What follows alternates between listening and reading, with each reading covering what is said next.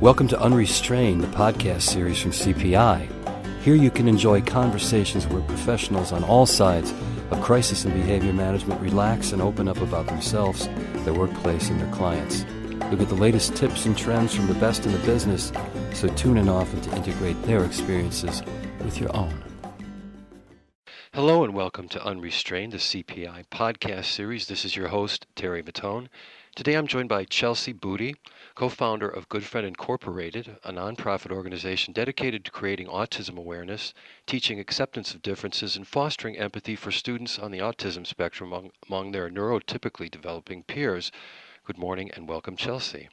Good morning. Thank you, Terry. Oh, you're welcome. Let me tell you a little bit about our guest. As the mother of two children with differently wired brains, Chelsea Budde has spent the last 16 years discovering how best to interact with, support, decipher, and empower neurologically diverse youth. In 2007, she co-founded nonprofit organization Good Friend Incorporated in Waukesha, Wisconsin, which has reached more than 35,000 people directly with a message of autism awareness, acceptance, and empathy. Though she received a BA in English from St. Norbert College in 1995, most of her related training has come from conferences, workshops, professional collaborations, and field experience. In addition to being a trainer, she's also a writer, regular university guest lecturer, and a frequent state and national conference presenter. Okay, Chelsea, then let's begin. All right. Could you talk about the origins of Good Friend Incorporated and why were you and Denise Shamans motivated to found the organization?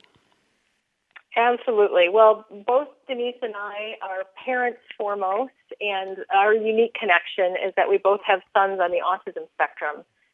We had met when our children were in early childhood class together, and Denise, in our area, we have what's called a family engagement liaison. Usually a volunteer position. It certainly is in our school district. And she acts kind of as a go-between between special education parents and the Department of Public Instruction, or more localized, we have these CSAs, cooperative educational service agencies. And so she helps parents find resources and she interacts with families, and part of that role is making sure that she's aware of resources in the area. So it's a structure that's kind of unique to the state of Wisconsin, but other states have similar kind of parsing of their states into regional areas that include a number of school districts. I see. And then those areas kind of share resources themselves or decide what resources are more appropriate for their geographic area for, their consumers, so to speak, their school districts. So in our CISA, Denise was the family engagement liaison. We're in a rather large school district, in the school district of Waukesha here in Wisconsin. Mm-hmm. And so she had set up a support group, like an information network where families could get together and talk about what works, what doesn't, what resources they wanted to share out. And I would regularly come to these meetings with a binder full of resources. Mm-hmm. I'm a binder girl. Mm-hmm. And so I would kind of amass all of these things that I had learned because for me as a parent, I happened upon these resources by trial and error. I see. And I wanted to save other families the steps. So Denise started putting things together. She started kind of looking at what her training experience as a family engagement liaison was meaning and how she was hearing families talking regularly about how their kids with autism didn't have any friends.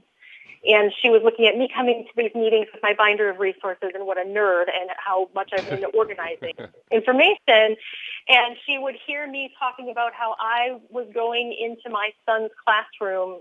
After early childhood, our kids went to different schools. We went to our neighborhood schools. So we went from a school that had this early childhood program to our neighborhood schools. And she would hear how at my neighborhood school I was connecting with my son's kindergarten class and first grade class to tell his peers about what made him tick so they would understand him better. Because as autism is a hidden or invisible disability, they could tell that something was different, but they didn't know what was different, what that meant, how they could interact. So that outreach that outreach prefigured Good Friend, and it was maybe sort of a model for what you guys do. Right. It helped us, we already had gears turning in different directions. And so I think, Denise had this idea to make a movie for elementary school kids to teach them about autism. Mm-hmm. And she approached me with this idea thinking that perhaps I would be willing to make the movie with her, write the script, do whatever organizational needs that went around that. But as she brought up the idea, I said, oh, that's a great idea, but it needs to be so much bigger than that. I said, it needs to be a curriculum. This needs to be a presentation that we do in classrooms. This needs to be something that we take outside of our school district, outside of our son's classrooms. It needs to be much bigger. So that's how the gears got turning, and back in 2007 when we first discussed. And so we discussed kind of early in that year, and by August we were well on our way to making our first film and creating our curriculum. I see. So that leads into my next question about your identity, your logo and tagline. I imagine in these initial planning meetings this was something that you and Denise discussed pretty much at length. It is. We talked about it a lot. What did we want to have kind of as a corporate identity, which then became a nonprofit identity. And so as you're a nonprofit, it becomes more about your mission than about your brand, but obviously they're intimately connected. Right. So in the autism universe, there's the puzzle piece, and the puzzle piece has become a matter of controversy over the years. When we first started, we just saw the puzzle piece in the sense of bringing people together and making them fit together. And so that's why we have the two puzzle pieces of the different colors. The whole point is that you can take two different people and make them fit together if they have the right information. And that's why we also wanted to be called Good Friend. That's what this is about. It's about creating the proper foundation for meaningful, healthy relationships. Now, specific to us as autism parents, we knew that's the direction we wanted to take this in. We want to talk about autism. We want to talk about it positively, accurately, using consistent terminology, and in order for kids to take that positive information and be able to build their relationships on that information. As we started talking about our mission and what we were looking to do, Denise and I run in a lot of disability circles, and so we had other parents or teachers saying, oh, you know what, it would be really great if we made a movie for kids with Down syndrome. Wouldn't it be amazing if we made a Good Friend movie for kids with epilepsy? And Denise and I were like, wow, that could really open up some opportunities and make it neat, and how nice that the name of our organization doesn't really have anything to do with autism. Well, as you might be able to predict, all of those people with those great ideas kind of fell off because they saw how much work we were putting into what we were doing. So we've just been able to stay true to autism and awareness, acceptance, and empathy. Which is your tagline. Right, exactly, yeah. It's really funny how National Autism Awareness Month has evolved, and so there's been kind of this movement the last couple of years to calling it Autism Acceptance Month. And we're like, well, we've been talking about that for a long time. Because I think you'd have to live under a rock right now in 2015 and not know anything about autism. Everybody is aware of autism. They might have misconceptions about it, but they're aware of it, certainly. So where do we need to go? We need to go to this level of acceptance. If we are not being accepting of people with autism, we're going to constantly be trying to change them or conform them into our neurotypical idea of what they should or should not be. And that's not what we're trying to do at all. We've gotten calls before from teachers or administrators wanting us to, quote, fix the social problems of their kids with autism. That is not remotely what we're about. Yeah, we want to go in there and tell people why these individuals are amazing, and we want us, we want to help them tell their own story about why they're amazing. Well, with your logo, with the two puzzle pieces, one green and one blue, could suggest that someone on the spectrum and a student who is neurotypical can fit together without this sort of radical behavior agenda that some administrators might initially approach you with. Oh, absolutely. Right. Yeah, we really believe, and I think sometimes we will have jaded parents come to us, or even teachers come to us and say kids are mean. And that's the furthest thing from the truth. We really believe that generally kids want to be good people, and if you give them the good message, if you give them the correct message, they will be able to make magic happen that you never expected. So that's what we want to be able to do. So do you believe in your heart that good behavior can be as contagious as rude behavior? Oh, without a question. In fact, I think it's more contagious to behave well. It gives people a good sense of doing good. When, you see this effect of bystanders and bullying, it makes the bystanders feel really uncomfortable, but they're looking at the power dynamic, and they don't want to be on the low end of that power dynamic. So they kind of jump in where the energy is, whether positive or negative. So if we're creating a culture where that kind of behavior is not the kind of behavior we want to promote, because we know that this is not a healthy behavior to promote, we are going to promote a culture of acceptance. Accepting of all differences, not just differences in the way our brain is wired, but we're accepting the wide range of diversity that we're talking about as a society.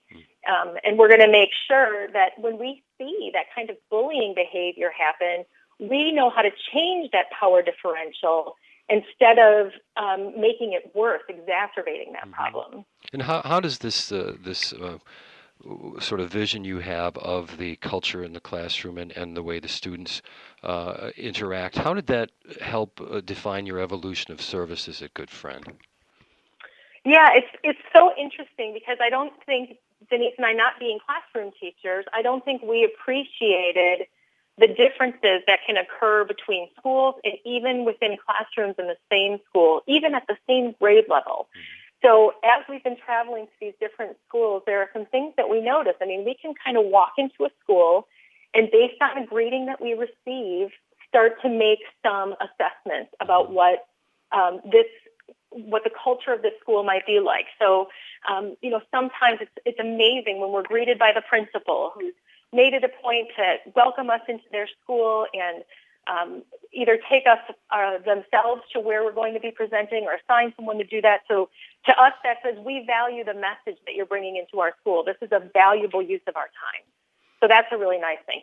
And then sometimes you meet the classroom teacher and, maybe they're shuffling papers on their desk and they've had a really busy day and they don't really value this. This is coming from on high, and they don't really feel like they have the time for it. They're going to spend the hour that they're grading papers. Well, let's talk about the hour that you're going to spend there, or the other things that you would, before you experience, say, a school culture, how the services that you might be bringing into them.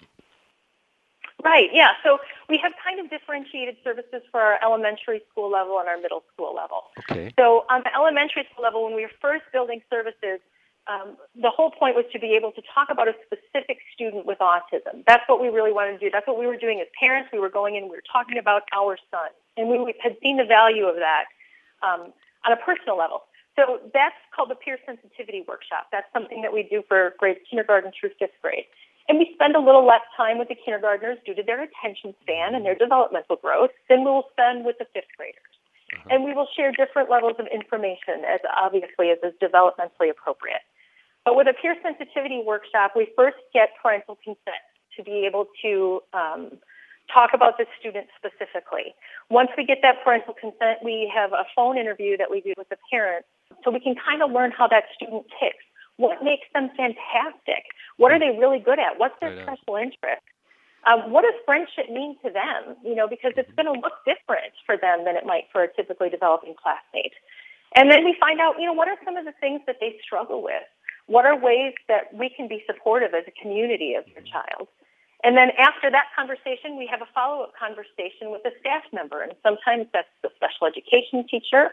Sometimes it's the classroom teacher. Sometimes it's a speech-language pathologist. It's really whoever kind of has the connection with that student. I see. And we ask some kind of follow-up questions. This is what mom or dad sees. Is this what you see in the classroom? What kind of classroom dynamics do we need to be aware of? Is there a bullying problem going on the playground or on the bus or something that we need to address? So that's what we do. And then we come in the 2nd through 5th grade. That's an hour-long service. So let me ask this on a practical level. I mean, do you guys actually have, in addition to maybe schools who are having problems, do parents sometimes contact you directly and say, my son, I know what you guys do, and I would really like it if you could somehow go in and talk for an hour, do a presentation? Yeah, definitely. And, the referrals come from all aspects, but I'd say the majority of them are from parents who are noticing that their child is having some social problems in school. Oh. And, we want to make sure that we're not stepping on any toes. So we make sure we walk through with the parents some steps that they can take ahead of recommending that we come in there. Maybe there are some things in miscommunications that they can work out with the administrators or the teachers. And sometimes teachers or administrators are more than happy to have us come in. They know it's a problem, but they're having they have their own agendas for what they need to get accomplished in the classroom, and they haven't given a whole lot of thought about how to talk to peers about autism. So it just kind of makes sense to turn that over to people who've been doing this in hundreds of different schools, being able to work with that kind of a message. So there's a wide range of how that works out. One thing that we have done over the years is sometimes we have parents come and say to us, look, my school doesn't have the budget for it. I want to pay for this service myself. And we have to say no. And the reason that we do that is we want to make sure that the school values the message that we're bringing. We liken it to saying, what if we came into a classroom and we taught long division for an hour and we left? Nobody was going to keep up on that. We need to make sure that they know that this is worthwhile. This is a good message. This is something that they can continue to practice after we leave. So we make sure the school has an investment of a little bit of time and a little bit of finances as well. I see. And so that's an elementary, middle school staff service. I know you have a pre-K care as well.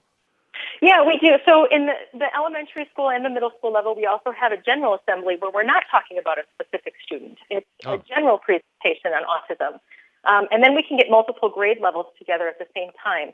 We never recommend more than 3 grade levels at a time because the message will change a little bit for developmental reasons. So, and we can do up to 500 kids at one time doing those general assemblies. And then for staff and services, we talk about the importance of autism and social support. We do a lot for kids with autism in schools about teaching them social skills and, being able to kind of help them understand where neurotypical people are coming from. But we don't do a whole lot with the neurotypical kids to teach them where the kids with autism are coming from. So we talk about the importance of that because when you create that culture of acceptance, you're going to help prevent disability harassment. You're going to help prevent some of that bullying. And so we talk about ways that they can do that as a staff and administrative culture as well. I see. And for then the pre-K, for the early childhood, we just start the conversation. Sometimes this might not seem like they run on parallel lines, but it's kind of like a discussion about sexuality, right? You don't start talking about sexuality when a child is entering puberty. You start telling them when they're 3 years old and they get out of the bathtub that they should wrap up in a towel and maybe not run naked through the house. And that's a modesty discussion. And so we unveil information about autism and disability and neurological difference as those kids are able to grasp that. So if we're going into, an early childhood situation, it's a very short little movie.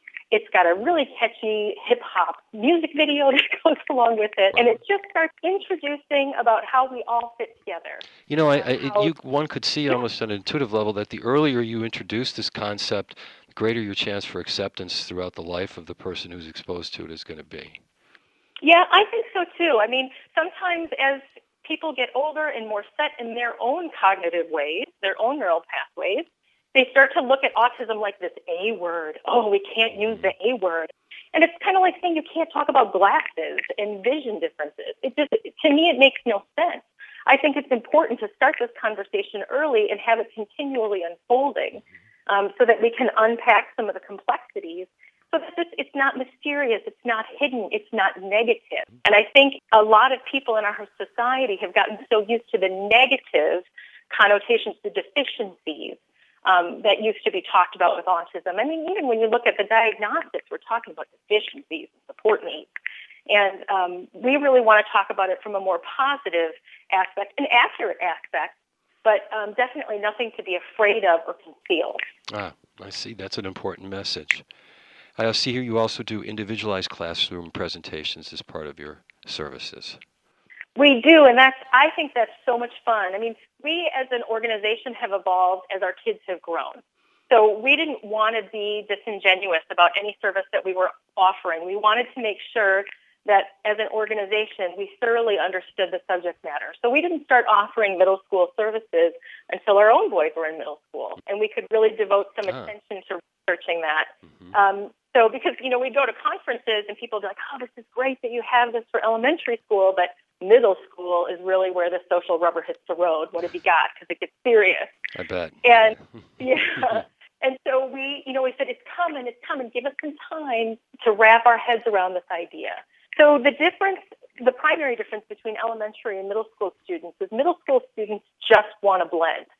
So whereas elementary school students, they have pretty similar likes and dislikes. I think for the most part, you can, say Minecraft right now to a group of intermediate elementary school students, and they know exactly what you're talking about. In middle school, no one's going to go in wearing their Minecraft T-shirt on the first day of school. They want to blend. They're not sure. You've got kids coming from different elementary schools, different friend bases, and all these middle schoolers just kind of want to hang out against the wall and watch what happens. Now, may They're I ask? not looking to jump in. Okay, well, just Chelsea. Now, your children, Justin and Noel, is that correct? How old are they? Yeah, Justice and Noel. Right. What's that? How old are they now? They're 16 and 14 right now. Wow, so you've just gone through the middle school years. Yes. Noelle just got out of middle school, her last year of middle school. So now I have 2 high schoolers, and guess where Good Friend's going next? Yes, right. It's not a big surprise. No. So, we'll be talking about that next. But, in middle school, whereas it makes sense in elementary school to talk about a specific student because those kids are looking to make those individual connections, and they just want to know how. They just want the right tools in their toolbox. But in middle school, we're not going to out an individual with autism and say, hey, we're here to talk about Jordan, and he's got autism. Oh, my God. Because how awful is that for Jordan? Yes. So we want to make sure that Jordan, and I'm just using this as an example, has an opportunity to share if he wants to or not if he doesn't. And we're not really sure where Jordan's level of self-awareness is. We don't know how much he understands about his autism and his differently wired brain. We always make sure, no matter what age level we're going in at for what student, that individual knows that they have autism, that's been spoken by name, and their level of understanding is going to be different. But we want to make sure we're not the ones telling them that. That's absurd. That the parents have had that discussion, the caregivers have had that discussion. So when we go in there, then, mom might prepare Jordan and say, hey, these people are coming to talk about autism as part of your biology class because we're talking about human growth and development, and this is, autism is related to brain development. So they're not there to talk about you. But if you want to share something, you're an expert on autism because you've got it in your body. So if you want to share something, you feel free. But if you don't want to, you don't have to. They're not there to talk about you. And what happens is we're in there for 10 minutes, and before you know it, the student with autism is raising their hand. I have autism, and here's what it feels like for me. And yes, that's true for me. And yeah, I know some people really like that, but I really like this. And it's just, what a rich opportunity for discussion and disclosure and transparency. It's fantastic. I see. One of the things we just touched on it earlier, but we talked about in our pre-interview, that working in schools through Good Friend Incorporated gives you the opportunity to absorb and evaluate different school cultures. I'm wondering if you could talk and see about, administrative attitudes, whether the school does or doesn't accept violence, or other repercussions of culture in schools that you see for people on the spectrum. Right, yeah. So I think that social emotional learning sometimes has different priority levels in different schools. And a lot of times Denise and I can kind of walk through hallways, look at the artwork, look at what they're celebrating as a school, and notice about how maybe different abilities could be celebrated, or whether they're kind of, we're just focusing on the superstars who are doing extraordinary things in sports or extraordinary things in academics. We walked into a school, and this was after we had been at this school a number of times, and their artwork was, what does it mean to be a good friend? And I think Denise and I just about started crying as we were on the way to the presentation spot, because we could see the language that we've used over the years. And these kids' artwork, that's how, or how do you want to be remembered? And some kids say, I want to be remembered as a good friend. I mean, how fantastic is that? So those kinds of things, we know we can tap into that language, and it's so much fun to walk into a school, see their mission, see that their mission maybe relates to no put downs, and to be able to slip that right into a presentation that we're doing, so that some of that social emotional language that they're using already as a community, we can say this relates to that too, and here's how. So we like that. Sometimes you go into a school and there's different challenges. There might be socioeconomic challenges. There might be, levels of incarceration, and really connecting with kids with autism might not be a high priority for them. How do you mean levels of incarceration? Well, sometimes when you're going into a school that's got maybe lower parental involvement. And so you've got, higher rates of kids being able to use community resources, poverty-based resources, school counselors, social workers. I see. They've just got, there's a different emphasis there. One of these presentations we went to in such a community, and I wasn't really sure what this meant, but this was for a girl, a fourth grade girl, and one of the things that we do in our presentation kits is we give the teachers these colored note cards, blank note cards, and we have them pass them out to the students and have the students write down a question either specific about autism or specific about their classmates for whom we've gotten parental consent to discuss. And they can write these on these cards. They write their questions anonymously, and they hand them in. And I'm going through these questions, and usually we review the questions while the video is playing so that we can answer them afterwards. Mm-hmm. And a lot of these questions focused around, who is this girl going to marry? Who is she going to have kids? Is she going to have a job? And it kept going back to who's she going to marry? Who's going to marry this girl? And I thought, what a strange question for fourth grade students to ask. And I consulted with a colleague, and she says, this is really a poverty issue. They want to know who's going to take care of her when her parents aren't there anymore. Right. Marriage for girls, the way this culture was at this school, having a spouse, having a partner was critical to your survival. And they want to make sure she's going to be able to do well out in the community. And that really changed it to me because it went from why are they sexualizing this fourth grade girl to this isn't about that at all. This is about who is going to provide for her. Mm-hmm. So for them, it wasn't necessarily about her having good friends now, because who cares? Who's going to be there for her after school gets out? So I found that a fascinating discussion and thought, wow, that really changes the emphasis of the message. I mean, but if the people around her are taught the value of being a good friend to someone who is not neurotypical, she is going to develop a lot more skills that will help her attract and sustain a long-term relationship when she's older. I mean, it can't spring out of nowhere. I mean, she has to have that. Right. She has to have that support ongoing throughout her formative years to be able to participate in a relationship like that, I would suspect. Right, and that relationship might look different for her, Right. So maybe a marriage for her or a long-standing relationship isn't a marriage relationship. Mm-hmm. Maybe she's got a really close relationship with a neighbor or a family member or, a lifelong friend, or maybe it's more contrived than that. Maybe it's a guardian at some point, So, but having that conversation about relationships, I think, is really important no matter what the culture of the school. I can see how it would be very important. Now, you touched on a little bit about some examples, like you seeing what does it mean to be a good friend. That's an example of a real impact that Good Friend Incorporated has had for students in schools. Could you talk about that a little more? Maybe some anecdotal successes or challenges. Oh, sure. So I have a couple of favorite stories at the different kind of grade levels, and one of them was an elementary school level. This young man named Nick. And Nick clearly had heard a lot of negative messages about autism, and he was only in third grade at the time. And so when we were introduced to him by his teacher, he stood behind her and growled at us, audibly growled. And that's fine, no problem. We're strangers. We get that. And so we get into the classroom, and Mom was there. We had spoken with Mom ahead of time, and she was able to come to the presentation, which was great. And she was seated, and Nick was behind her knees, just scowling at us, terrible look on his face for us.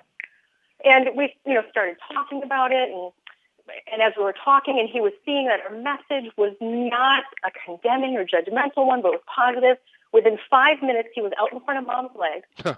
And then within 10 minutes of this presentation, he was fully sitting with his peers, raising his hand, engaging. He wasn't saying a whole lot about himself, but he was part of that group, and he was engaging in the presentation that we were doing. Oh. So, and then at the end of it, we got a high five, which was quite different than the growl that we had gotten in the beginning. So we felt like that was pretty good turnaround in the course of an hour. That's a good transformation in an hour, indeed. Yeah. I mean, from hiding behind literally his mother's legs to joining the group and participating. Right. I mean, maybe that's nonverbal, but that speaks quite loudly for his own sense of inclusion and acceptance through the message that you guys were giving. Right, yeah. And that's, it's funny because as we were developing We All Fit, we had a community conversation, and the name of the community conversation was Meaningful Inclusion in Elementary School. So it's one thing for him to be sitting in the classroom behind mom's legs, and it's another thing for him to be sitting with the group and attending the way they're attending. It was pretty cool. That's exciting. Another one is this was at a middle school level, so we're individualized classroom presentation. And this was initiated by the school. The school is actually kind of communicating with mom. We don't do a parental consent form for middle school because, again, we are not disclosing anything about that student.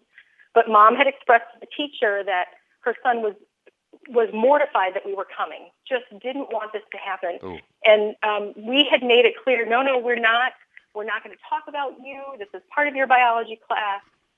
It's not about you. You don't have to say a word. He knew he had autism. So, again, it was the same kind of thing.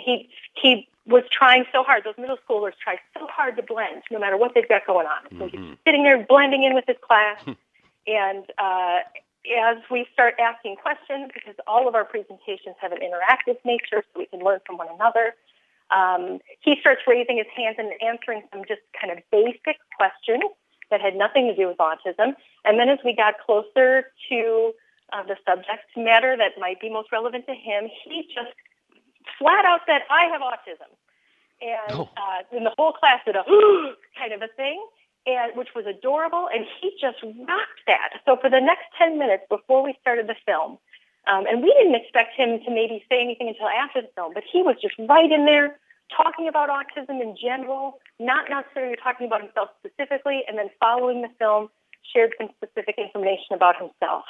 And we beam as parents and professionals with that because really, again, another wonderful, unintended, but fantastic benefit of what we're doing is creating self-advocates. So maybe they were never armed with the information that we're providing. Maybe their diagnostician or their ongoing medical or mental health professional has not given them this language, this lexicon. Maybe their teachers have not. Maybe their parents have not. Or maybe, like most middle schoolers, those people have and they don't believe them, and they need to hear it from someone else. So it was just really neat to be able to see him have those seeds of self-awareness and self-advocacy starting to grow. Well, I mean, talk about almost the impossible dream in middle school. I can be myself and still blend in. Yeah, right. Yeah, and you know what? As students get to high school, they become more comfortable with who they are, and they're more willing to stand on that. Right. But in middle school, they're really just trying to figure that out. You know, they don't want to stand on it just yet, but they're exploring who they are. And you know, when it comes to the IEP process, the individualized education plans, by federal law, students have to start participating at age 16. And in the state of Wisconsin, they have to start participating at 14. So it is critically important that they understand their own strengths and challenges to be able to advocate for themselves throughout that process. And, you know, during our pre-interview, you said a sentence that I wrote down. You said autism interventions are good for everybody. Could you talk about that a little bit? Yeah, you know, it's kind of funny because there's so many qualifiers that go along with that statement, right? There's asterisks all over that thing. So we know, those of us who work with people with autism, that you can have 24 evidence-based practices, but it doesn't mean that all 24 of those practices are going to be good for every individual with autism. So, but when we look at some of the bigger things that we have discovered are good for almost all people with autism, we know that visual supports are helpful. And, you know, Denise and I always laugh at that because we're like, we have visual supports. We have, you know, phones that have our calendar on it that remind us where we're supposed to be and why. That's a visual support. So visual supports are good for people with autism. They're good for everybody. You know, when we're putting the daily schedule on the board or the supply needs on the board, that's going to be helpful for everybody. Task analysis is good for so many people with autism. That's good for everybody. You know, when in 4th and 5th grade, when you're trying to create these long-term assignments and maybe it's a science project and it's going to last over the course of 6 weeks, and what does a student with autism do? They wait until, you know, week 5.5 to start the project because you've not broken it down for them. And so why would they work on it ahead of time? But no, look, if we break this down, if we provide some scaffolding for our student with autism, they're able to accomplish that. That's good for everybody. Right. And so they learn how to scaffold for themselves. I see. Yeah, so in social skills training, good for people with autism. social-emotional learning, good for everybody, important Yes. for everybody. So those are the kind of interventions I'm talking about. I mean, even when we look at PBIS, positive behavioral interventions and support, it was something that was developed for the student with autism, something that was developed for special education students who needed concrete, positive examples of expected behavior. Right. And look, when we provide that for them, it's good for everybody. So those are the kinds of things I'm talking about. I see. Now, you guys have also had some academic studies. You had a Whitewater evaluation study. Could you tell our listeners about that? Sure, yeah. The University of Wisconsin-Whitewater has been partnering us with the last few years to study our interventions. I mean, really, the way Denise and I went about this is very unconventional from the standpoint of an intervention. Generally speaking, you identify a problem through research. Through research, you develop an intervention, and that's how things, kind of start to get into that best practice, evidence-based practice realm. But Denise and I had good ideas as moms, and we said, if this is good for our kids, it's probably good for other kids. If it's good for other kids, it'll take off. And if it's not, it won't. And let's just put all of our eggs into the we think this is going to work basket because we have a good hunch and go with it. That's gutsy. And it was very gutsy. Thank God we have the kind of husbands that thought it was a good idea too. So as we started getting into that, it's funny because the research has kind of caught up. So there's a lot of kind of parallel research out there when we look at what's been done on PMII or peer-mediated intervention and instruction. That is kind of a parallel University of Good Friend, but on a smaller level. So when we wanted to do things on a broader level, whether it be with the peer sensitivity workshops or the assemblies, there was just no evidence for why peer education was important. So now Connie Kasari out of UCLA has done a lot of really good stuff on peer education and what a difference that makes for all learners. How is that last name spelled? It's Kasari. Okay. And she's just got a lot of, she's got some good stuff out there, probably in the last 5 years or so, 5 or 6 years, on peer education and what they're doing with it out in the state of California and beyond with her colleagues who co-authored these studies. But we needed something on our specific intervention. So we approached a couple of different researchers, and Whitewater's Dr. Simone DeVore and Dr. Brooke Winchell were both ambitious enough to kind of do this as an applied research. So what does the intervention that you are providing look like? How can we measure this? And then what are we going to find out about what you do? Is it valid? Is it effective, or isn't it? So we narrowed down working on the peer sensitivity workshops just for grade levels 3 through 5. So when we went in to provide those services, there had to be an identified student with autism in that classroom whose parents were on board, and that child was on board with us doing this intervention. And then the whole class had to be on board. Their parents had to be on board with their children participating in this research study. I see. And then the way Whitewater did it is they wrote, without, of course, us knowing what the questions were, some pre- and post-survey questions. So they would go in, they would administer the survey before we did our service. We would do the peer sensitivity workshop, and then they would go in and administer the same questionnaire following the service. And they had qualitative and quantitative data that they collected. We also measured the staff in services and how that worked out to talk to schools and teachers about autism and social support and available resources. And then again, there were the pre and the post evaluations for that. So they compiled all that data, and as it turns out, as we expected, but we're glad to see, our services are highly effective, and they definitely change both student and teacher responses on those surveys. So you have clinical research to back up the effectiveness of Good Friend incorporated in the staff services and student services that you provide. Right, yeah. And we'd love to see a copy of that. Yeah, and I'll ask them too. I mean, it's so funny because the speed of academia is so much slower than the speed of nonprofit organizations. Right. Well, So I know that rigor's important. They showed us the report, yeah, and they've presented at several conferences with us and without us. So I know it's out there, but whether it's published or not, that I'm not real sure on. So I will get with them, and certainly we'll try to get whatever they have that's published or not. That would be great. Yeah, absolutely. Now, the other cool thing that they're presenting on now, so as they saw kind of how our operations work and that we had these cards, these question cards that I talked about before, where students would anonymously write questions about autism or about their classmate with autism.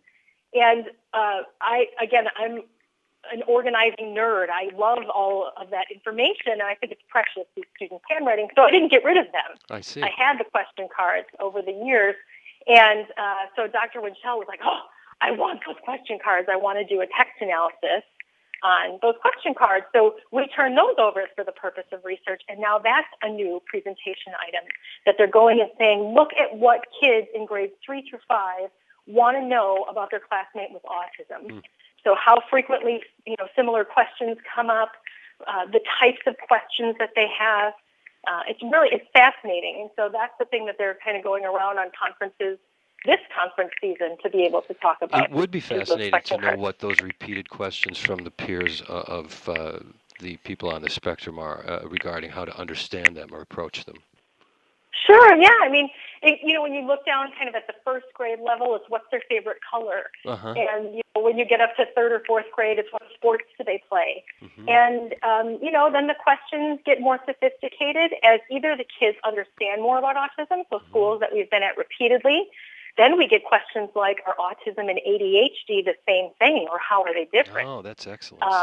And it starts to get really more complicated and in-depth.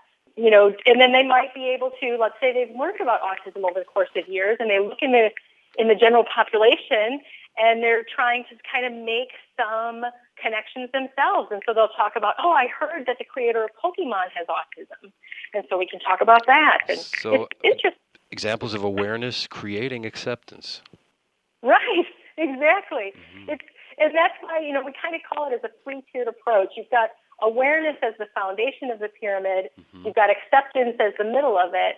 But the empathy, that's where the magic happens on the very top, And so as kids learn and accept that these students have differently wired brains, they're going to process information differently, including environmental information that's coming in, they can change their own behavior, or they can make their own predictions about what things are going to go well or not so well. I see. And so then you have that empathy piece. And so, let's say you've got a substitute teacher coming in, and maybe they've, seen kind of a snapshot of their classmate Jacob, but they didn't know that if you put on, low-level music in the background, it's super distracting for him. And so, that student can go up and say, hey, Mrs. Smith, I know you like this music. I know it's here, but right now that's super distracting. We're trying to work on math for my buddy Jacob. Can you turn it off?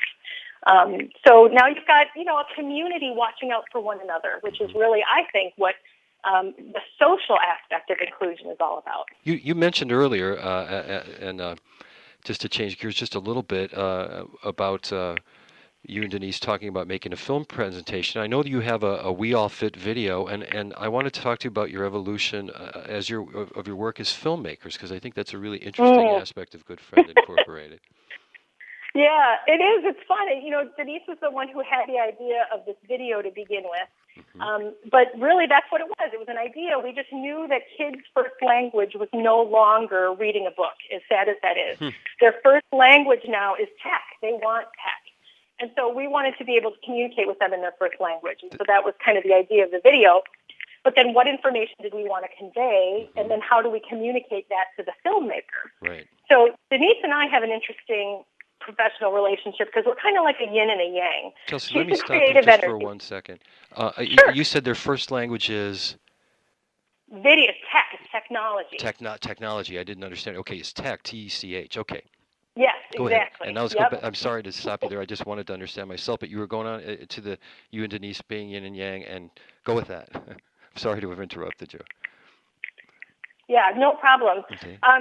So that's what we wanted to focus on is something video for them. So, and obviously YouTube is where so many kids are getting their information, and younger, even websites designed for kids that have tons of small video clips, short videos. So we knew we wanted to keep it short, and we knew that there were certain messages that we wanted to convey. So I was kind of the person who would come up with the language part of it, the written part of it. So I would write the script, and then Denise would visualize how the script would play out in video form. So when we found the filmmaker who was going to help us make this, he was kind of a jack of all video trades, which is really, almost unheard of now as the technology evolves and becomes more layered. You have lots of different people who do different things, but he was a videographer. He was an animator. He could help us with lighting. And so as Denise came to him with the idea and we had the script written, he's like, great, now storyboard it. We're like, what? Storyboard it? What do you mean storyboard it? So, then Denise had to create all these images to be able to storyboard. And so we understood the camera angles and the feel we were trying to get for the film. And, okay, now what do you want the animations to look like? What do you want animated? What? So there were just these different layers that we hadn't thought about. What about music? How, do you want it to loop? What kind of energy do you want it to have? Oh, for heaven's sake. So all of those things that we hadn't really considered, and that was our first film was released in 2007 and had this cumbersome title, How Can I Be a Good Friend to Someone with Autism? Okay. So because in our mindset, we were going to have like this series of videos of how can I be a good friend to someone with fill in the disability blank. And of course, we know that's not what happened. But that was our first attempt. And it wasn't awful. I mean, there was nothing else out there. And it was good. And can listeners find that on YouTube? They cannot. No, they cannot. Okay. So we sell the films to be able to pay for their production. Oh, I see. Okay. So we sell them on DVD. So that one is no longer available because we All Fit released in 2014 replaced that original film. I see. Because obviously we learned a lot about filmmaking, we learned a lot about child development, we learned a lot about collaboration over the years, and so We All Fit is a new one. So what would I see in 2014's We All Fit? Oh, well, I think the most exciting part is the music video that we have. I see. So we know that kids, especially kids with autism, will latch onto a song and learn language and concepts from music. We know from research that information is going to be more deeply ingrained into a student's brain than just having the information in language alone. So we worked with the Figureheads. They're a nonprofit music group, a hip-hop group in Milwaukee. I see. We kind of told them what was important to us, what we were all about. As we had the script available, we provided them the script and we said, hey, will you give us kind of a theme song that we can put together in this film? And we didn't really, we didn't tell them how it had to sound or what the title of the track had to be. That really wasn't what we were about. We wanted to give them free creative license. And the song they came back with was just awesome and called We All Fit. And that is available on YouTube. Excellent. That music video is closed captioned on YouTube, so you'll be able to find it. I think we'll link to it. We'll link to it right on our page about about your interview. That's great. It's great. It's so much fun, and so that video has been seen more than 25,000 times all over the world. Bravo. It's really been neat to see people taking that puzzle piece imagery that started to get kind of a negative connotation and flipping it around. So now when we're doing a presentation and we show the Autism Awareness Ribbon, and the Autism Awareness Ribbon has the different colored puzzle pieces, and we're like, hey, who's seen this? What does this mean? And increasingly we're getting, it means we all fit. And that's just the best. That's the best feeling ever. So. Excellent. I'm going to ask you about something that we talked about again in our pre-interview that I think is really important, and that's the difference between something you term disability harassment and bullying. And why is that distinction so important, Chelsea? Yeah, it's funny because in listening to the other podcast and hearing Annie Fox too talking about bullying and how it's become kind of a ubiquitous term in education. Everything, for some people, everything is bullying. Someone being mean is bullying. And so bullying kind of has such a diffuse and overrated use that we're not really calling too much attention to bullying. We're doing what we can do to kind of create a culture where bullying is not something that we do. We recognize it, hopefully, and hopefully we're responding to it. But that disability harassment piece is something that's been defined in federal legislation, and so we wanted to make sure we differentiated. The U.S. Department of Education in the year 2000 sent out a Dear Colleague letter that talked about disability harassment specifically. It defines it, and the way we simplify it is bullying on the basis of disability. And it could be really denying opportunities that an institution provides on the basis of differences. So when we look at the Americans with Disabilities Act, we look at the Rehab Act. I know that you gave an example of a type of harassment of a student in a gym class that would qualify as disability harassment. I think that illustration could really make clear to our listeners how disability harassment is a little bit different. Okay, so the example that we have is there was an 8th grade boy, and he was having a hard time in his physical education class. And it doesn't seem on the surface that this would be a big deal. So the comment was he's getting poked when they're on runs during the warm-up in his physical education class. So, and what does that mean? He's getting poked. He's getting pushed. He's getting shoved. He's getting punched. No, they're just poking him. Like what? Poking him with an object? No, just poking him with their fingers. So these are kids like what, running laps in a gym or something?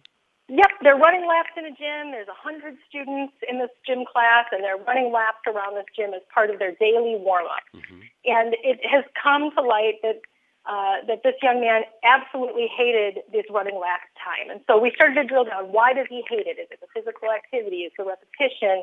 Is it the loudness in the gym? What is it he hates? And it turns out he hates getting poked by this group of boys that thinks it's hysterical. Every time they run past him, they poke him. Because they realize how deeply upsetting it is to him.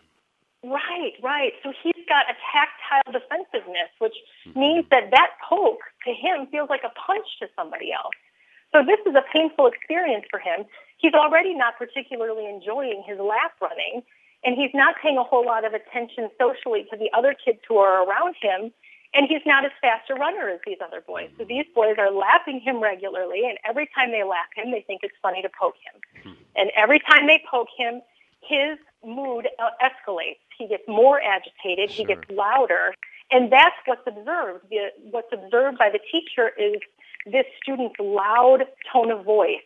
And as that's not attended to, his rhetoric increases. So it's, I'm going to punch you, I'm going to beat you up, you're bad boys. And so, then that has to be addressed. But meanwhile, they haven't seen the poking. And that's really the source of what would be the disability harassment. So they are repeatedly doing this for their own social benefit, for his detriment. And so that's why this becomes disability harassment. Because the nature of his disability is to be not only able to respond effectively to that kind of repeated negative action, but it's also that this action is more negative to him than it would be to another individual. This is painful for him. I see. To be able to endure that. So that's what makes that disability harassment. I see. And how are the remedies for disability harassment different than regular bullying? Well, I think it really comes down to education first. I think the most interesting thing when we're doing a presentation at a middle school level is we talk about, hey, guess what? Disability harassment is against the law. And before we come out with that statement, we talk about what happens if they're caught bullying at their school. And, sometimes there are some very meaningful ramifications that students are aware of. But then when we say, but disability harassment is against the law, we get this kind of response. What do you mean it's against the law? Well, it's against 3 federal laws. So it's in violation of the Americans with Disabilities Act, the Individuals with Disabilities Education Act, and Title II of the Rehab Act. So there can be serious repercussions to this. I see. And I tell the story about my son, actually. He was at a public pool in the city, and he was talking to some young ladies. And I think there were some young men who were with these young ladies who did not appreciate the fact that my son was talking to these girls. And one of them had the brilliant idea to go and slap him on the back as hard as he could. And he left this big red handprint. Now, when I look at this from a disability harassment standpoint, this boy had assessed, even though my son was probably 5 inches taller than him and outweighed him by a good 40 pounds, that he would be able to get away with this physically because my son would not be able to respond effectively in time. He would not be able to turn around and cock off and hit him back or something like that. So he took the calculated risk that he was going to get away with it. What he didn't calculate was that the lifeguard would see this and that the therapist that my son was with would see this and that they both knew that that's disability harassment. And so instead of this young man just getting kicked out of the pool or a call to his parents, he was kicked out to a waiting squad car. And so that's really, the kids, oh my gosh, did he go to jail? Was he arrested? And, I don't know how the rest of the story played out. I'm quite certain he didn't go to jail or was arrested. We weren't contacted to press charges. But at the end of the day, they need to understand if you are harassing some of the more vulnerable members of our society because you think they're an easier target, there is a steeper penalty for that. They need to understand that this bears more weight than a bullying situation. I see. Well said. We talked a little bit about the neurodiversity discussion, and you had some ideas about pros and cons of that. Could you speak to that a little bit? Neurodiversity being sort of well, I'll let you define it. You're the subject matter expert. Yeah.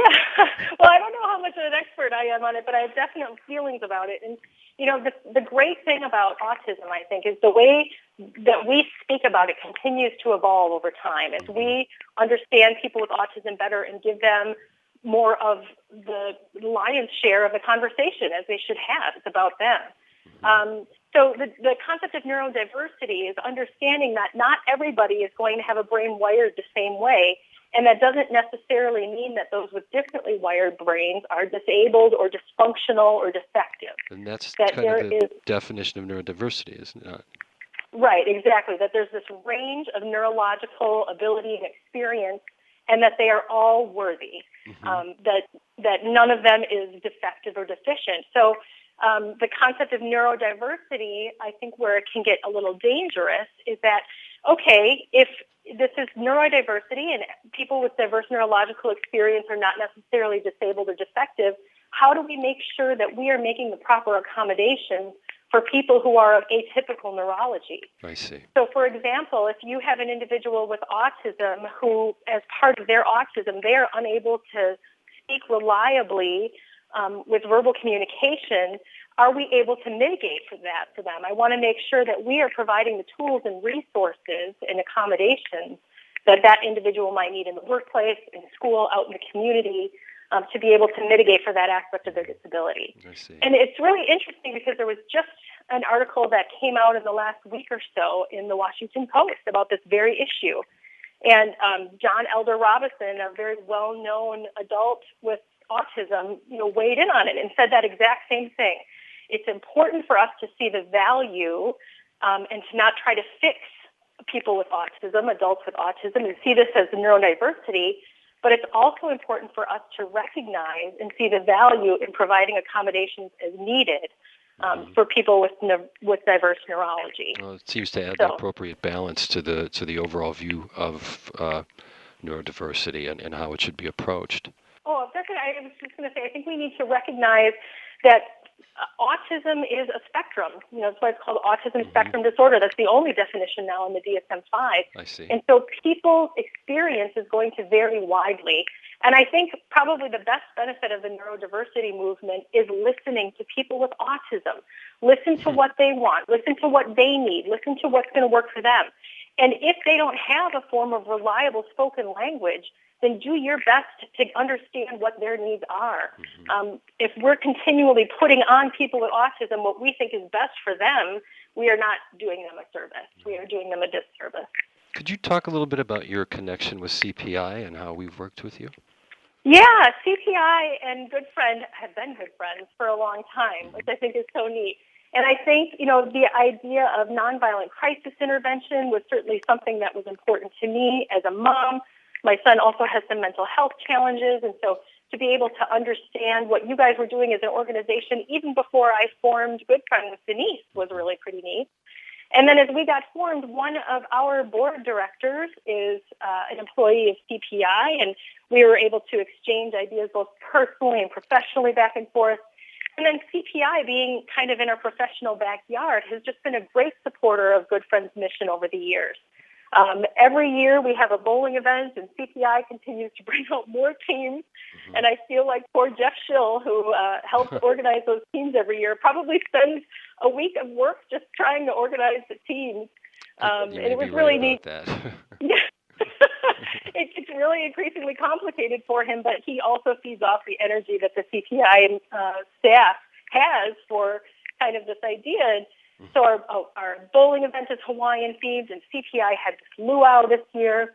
Right. CPI was our first corporate partner for our Highlighted Up Blue campaign, which we have people put blue highlights in their hair to be able to start that discussion with community members about people with autism and how we're willing to stand out and stand up for those individuals.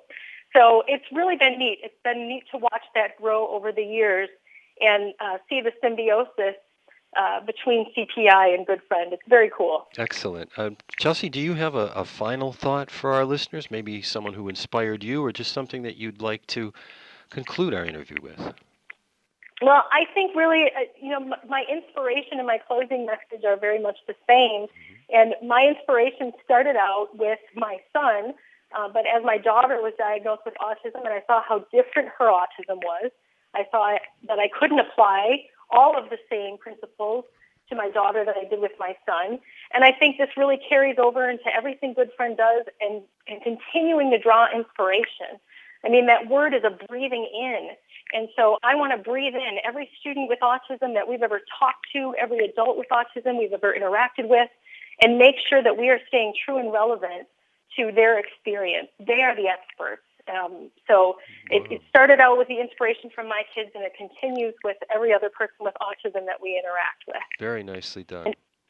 Thank you. Yes. Yeah. Thank you, Chelsea. Well, my guest today on Unrestrained has been Chelsea Budde. She's the co-founder of Good Friend Incorporated. That's a nonprofit organization dedicated to creating autism awareness. Thank you so much, Chelsea. No problem. Thanks for having me, Terry. I appreciate it. You're welcome.